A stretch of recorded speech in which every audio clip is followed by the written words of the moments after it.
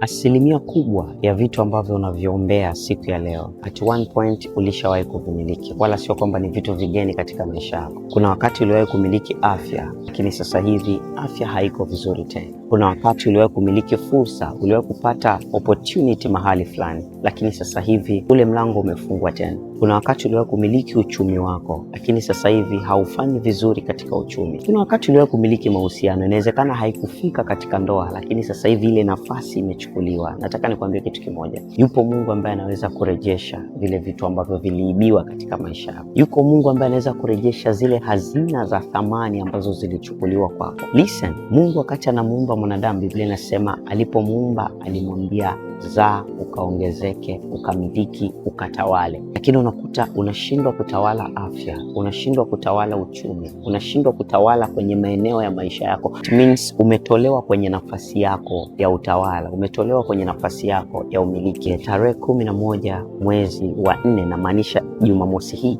Mungu ametupa kibali na neema ya kuandaa ibada ya The Grace Flood, gharika ya neema. Mungu ameachilia neema ya kuweza kuturudisha sisi katika nafasi zetu. Karibu Mungu akurejeshe kwenye ile nafasi ambayo alikuumbia tangu mwanzo. Nataka nikwambie ukweli, wewe sio mmiliki wa magonjwa, wewe ni mmiliki wa afya.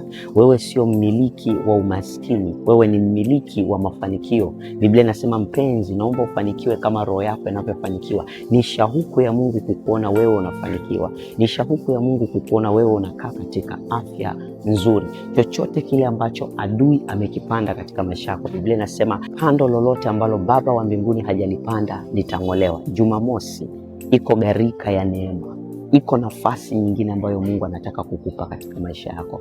Tafadhali, kabla haujakata tamaa, naomba hudhuria tu hii ibada Jumamosi tafadhali, na utauona mkono wa Mungu katika maisha yako. Liko jambo jipya Mungu anataka kufanya katika maisha yako kwa mwaka huu 2026.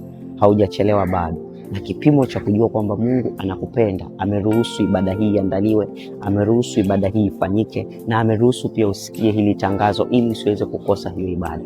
Nitafurahi sana nikikuona mtu wa Mungu, na Mungu wa mbinguni akubariki sana.